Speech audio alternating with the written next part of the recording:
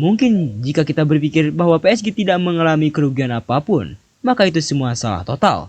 Mengingat PSG langsung rusak secara citra. Sejak kasus Messi, PSG mengalami masalah yang buruk dari mulai sulit mencari bintang, sponsor, ragu memperpanjang dan hak siar Paris yang turun. Akan tetapi setelah juara Liga Champions semuanya telah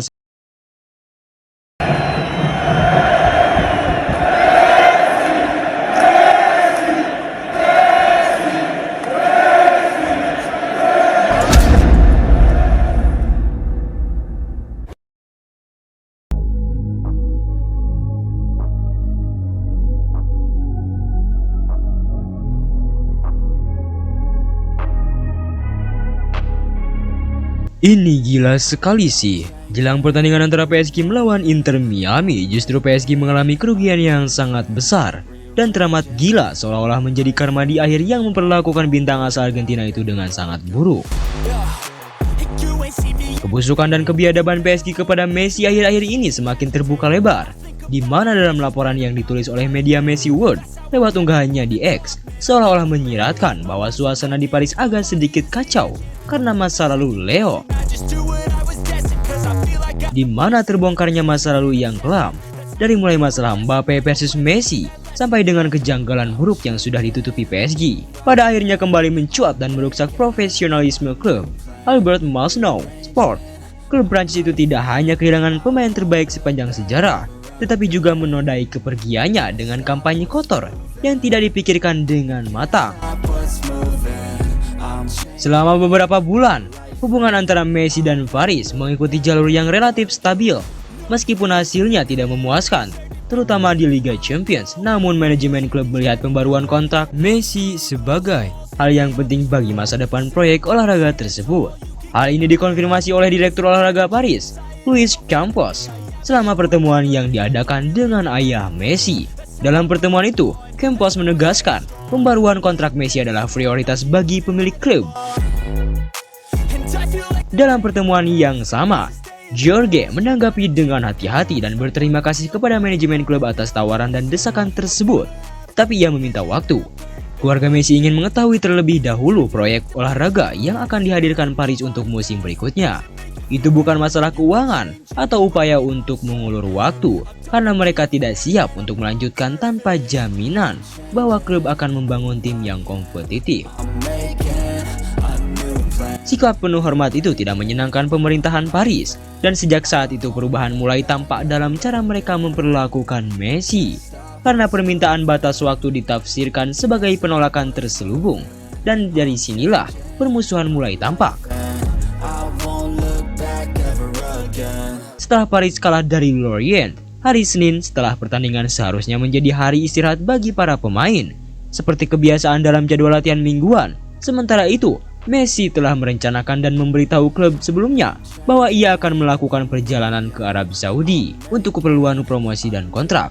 Namun tiba-tiba klub mengubah jadwal dan memanggil para pemain untuk berlatih pada Senin pagi. Keputusan itu diambil setelah Messi berangkat ke Timur Tengah dan ia tidak dapat mengubah jadwal perjalanannya. Rencana klub itu jelas, mereka tahu Messi tidak akan hadir hari itu, dan mereka tidak memberitahunya secara resmi tentang perubahannya itu. Tujuannya adalah untuk mencoreng citranya di media, menggambarkannya sebagai seseorang yang tidak menghormati aturan internal klub, dan menyebarkan narasi bahwa Messi adalah masalah dalam tim. Meskipun catatan Messi bersih, Paris memutuskan untuk menghukumnya dengan cara yang mencolok. Melarangnya berlatih selama 2 minggu, memotong gajinya, dan memaksanya untuk mengeluarkan permintaan maaf di depan publik. Messi merekam video di mana ia meminta maaf dengan sangat tenang. Permintaan maaf itu merupakan upaya untuk menenangkan keadaan, bukan pengakuan bersalah.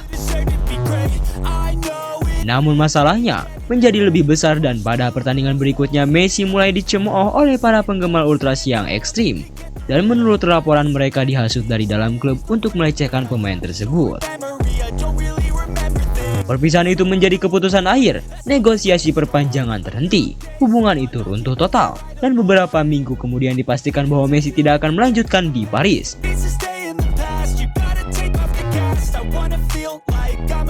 Bukan hanya itu saja, kerugian gila yang dialami oleh PSG tersebut, di mana tentunya kondisi PSG dianggap tidak baik-baik saja.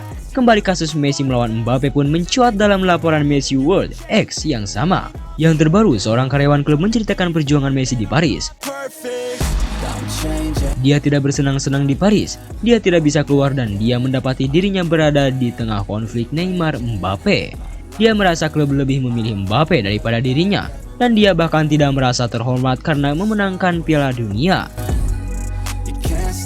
Dia orang yang pemalu, tetapi terkadang dia tampak tersesat. Semuanya terjadi begitu cepat. Perubahan yang tidak diinginkan dalam gaya hidupnya, lingkungan baru, bahasa baru. Dia terserabut dari akarnya di Barcelona. Situasinya berbeda. Ia biasa mengantar anak-anaknya ke sekolah. Semua detail kecil menumpuk padanya. Lantas apa kerugian dari itu semua? Mungkin jika kita berpikir bahwa PSG tidak mengalami kerugian apapun, maka itu semua salah total. Mengingat PSG langsung rusak secara citra. Sejak kasus Messi, PSG mengalami masalah yang buruk dari mulai sulit mencari bintang, sponsor, ragu memperpanjang, dan hak siar Paris yang turun. Akan tetapi setelah juara Liga Champions semuanya terasa baik-baik saja. Dan tampaknya PSG mulai menapaki sisi kehidupan yang baru. Akan tetapi situasi dan kondisi itu justru malah semakin memburuk dan parah banget, dimana bertemu dengan Messi membuat nama PSG langsung turun. Luka yang telah lama disembunyikan tiba-tiba mencuat, hingga pada akhirnya klub asal Prancis itu mengalami kerugian yang jauh lebih besar dari apapun, dimana dukungan menurun, tiket mendadak tidak laku. Sampai yang terbaru, PSG kabarnya tengah mengalami masalah di Amerika karena kasus dengan FIFA tentang lapangan. Hal ini sangat merugikan sekali karena masalahnya bukan hanya berimbas uang, akan tetapi sampai ke pertandingan yang bisa membuat PSG gagal meraih kemenangan.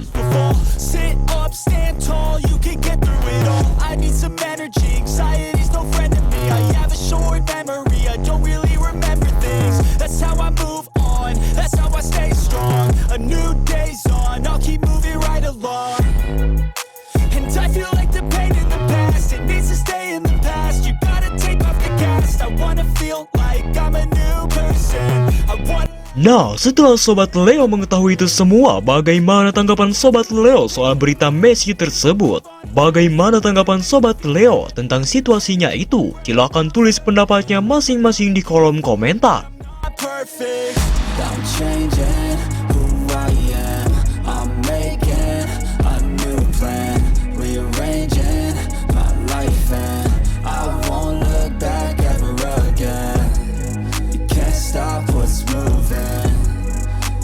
Stop what's moving.